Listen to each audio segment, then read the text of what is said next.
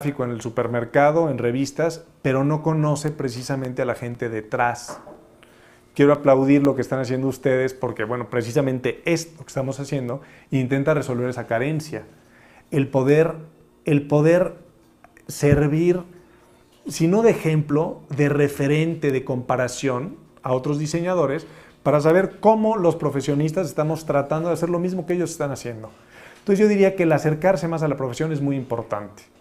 Por otro lado, el leer muchísimo, pedir lecturas de ámbitos mucho más abiertos que el diseño gráfico. Es muy importante que cuando trabajas para un cliente de una industria específica tengas el entendimiento de qué es lo que hace esa industria, cuál es la naturaleza de la industria. Si trabajas para un banco tienes que entender por qué nació un banco desde el principio de los tiempos. Si estás trabajando para una empresa de coches, entender por qué un coche no es nada más el vehículo de movimiento de una empresa, sino el vehículo de comunicación, de expresión de un cliente también. Cómo la marca influye en tu forma de ser.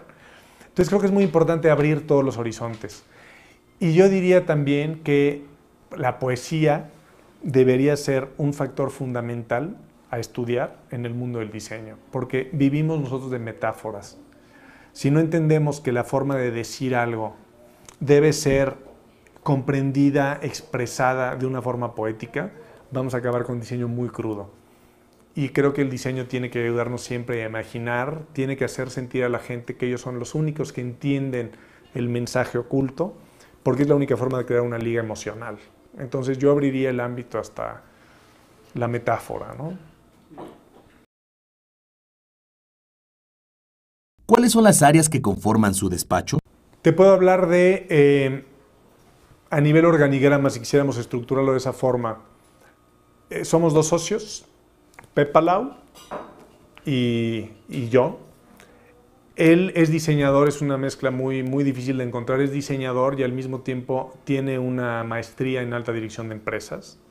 Su experiencia ha estado volcada, siempre él podría hablar también un poco más de esto, hacia la parte del control del diseño, mucho del lado del cliente, entender el diseño como una herramienta estratégica de negocio. Él ha trabajado en empresas farmacéuticas, trabajó en Disney muchos años, trabajó en Expansión muchos años, como responsable del control y el desarrollo del diseño. Entonces, él, por lo tanto, lleva la parte estratégica del despacho.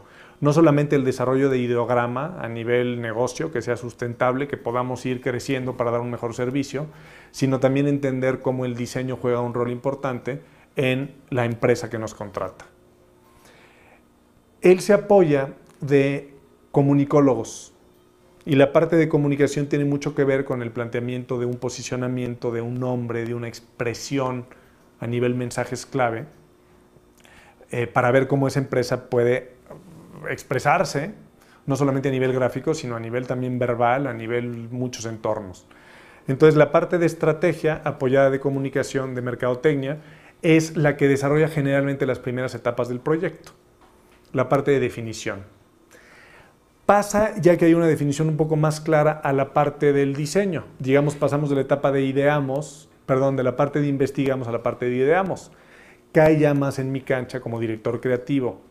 Mi visión es más la búsqueda de esa idea creativa que pueda llamar la atención de entrada, que pueda expresar la esencia de la empresa, y yo estoy apoyado o trabajo yo con el equipo de diseño, que en ese caso también los comunicadores entran en juego, muchas ideas grandiosas que decimos, wow, qué padre, vamos a presentar esto, surgen de comunicólogos que han sido parte de la estrategia, porque precisamente por un entendimiento más claro están más cerca de dar una respuesta. Pero yo entro más con la parte ya de diseño gráfico y con el equipo de diseñadores, Mariana, Ale, Carl, Meche, estamos ya trabajando en la parte de ese desarrollo gráfico y ya nos metemos al mundo de la expresión, de la tipografía, de los colores, etc.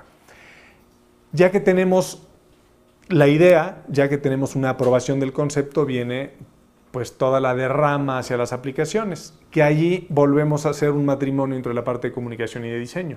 ¿Cómo hacemos que cada pieza de comunicación esté cargada de todo un entorno, de toda una genética gráfica que definimos para la empresa, y por otro lado que tenga toda la esencia de comunicación de los mensajes que se definieron en la parte de investigación. Y de ahí ya se desprende el resto de las comunicaciones. El manual de identidad, por ejemplo, que termina siendo como que el resultado final o el que engloba todo lo que hicimos, muchas veces es el resultado de las dos áreas trabajando en conjunto. Nos apoyamos no de gente interna, porque son proyectos más esporádicos, de lingüistas, por ejemplo. Tenemos una persona que nos apoya todo el desarrollo de nombres muchas veces, que tiene una capacidad increíble de generar nombres a partir de un concepto.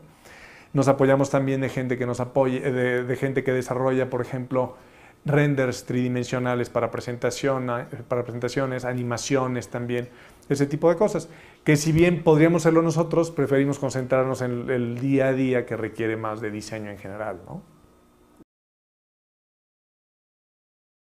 ¿Algunos referentes importantes del diseño? Personalmente te podría hablar de, mi héroe en el mundo de la identidad, que también tuve la fortuna de trabajar para él en Addison, es una empresa inglesa que tenía oficina en Nueva York donde yo trabajaba, es Michael Wolff. Michael Wolff es fundador, junto con Wally Ollins, de Wolff Ollins, que para mi gusto es la empresa número 1, histórica y actual a nivel de identidad en el mundo. Ellos están en Londres, han tenido oficinas en Nueva York, han hecho muchas cosas, pero creo yo que como empresa ellos son los más admirables, por lo menos desde mi particular punto de vista, en cuanto al matrimonio perfecto de estrategia y creatividad. Son maravillosos. Podría hablar de ejemplos que han desarrollado, pero yo creo que después les paso la página de internet acompañando de entrevista para que puedan tenerlo así en un contacto directo y que entiendan por qué esa admiración. Podría decir que a nivel no solo identidad, sino diseño en general, Alan Fletcher, uno de los fundadores de Pentagram, es definitivamente uno de los grandes por esa visión creativa. Él casualmente tiene un estilo muy marcado. Tú ves su trabajo y dices, esto es de Alan Fletcher. Entonces, podríamos tomarlo como un ingrediente cuando estamos criticando o aplaudiendo el tema de tener un estilo gráfico o no.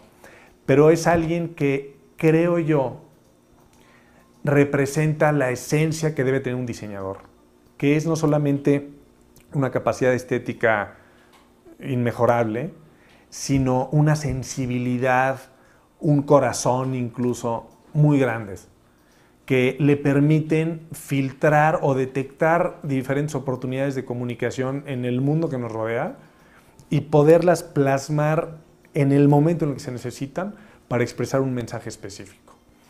De Alan Fletcher me extiendo obviamente a toda la empresa que él fundó, que es Pentagram, que han generado no solamente identidades, sino diseño gráfico vanguardista y copiado alrededor del mundo durante muchísimos años.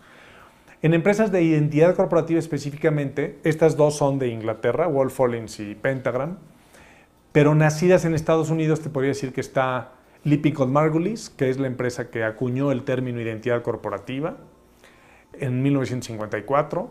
Tienes también Landor, una empresa que surgió no necesariamente como una especializada en identidad como fue Lippincott Margulies, pero su trabajo ha estado muy volcado al mundo de las marcas. Tienes obviamente Chermayeff Geismar, que es un despacho maravilloso, recientemente separado los dos socios fundadores del equipo que habían generado.